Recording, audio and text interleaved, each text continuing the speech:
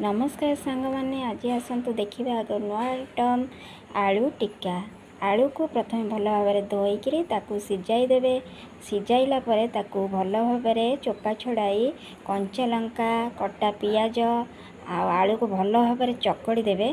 चकड़ी सारा परे ताकू तेल देहरे जीरा पकाई आलू कंचा लंका हलदी गुंड लंका गुंड जीरा पाउडर धनिया पाउडर दे भल भाव भाजी देबे।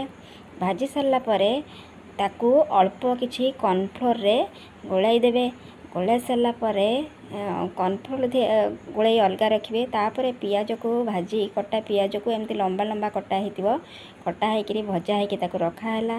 कॉर्नफ्लोर देहरे आलू को बुड़ाई करे पियाज को आग देकरी तापरे आलू को तापरे एभरी भाव गोल गोल करिकरी थापिबे। थापी सारा परे तापरे आउ पियाज देकरी ताकू तेल दिहरे बरा भलिया भाजिबे।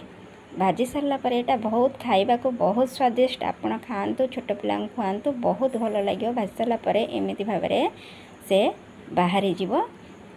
बाहरला परे ताकू आपण छोट पिला को देले छोट पिला बहुत खुशी रे खाइबे। बड़ लोक माने भी खाइबे। देखंतु केते सुंदर देखा जायछि। एमती करंतु खाआंतु एवं खुआंतु।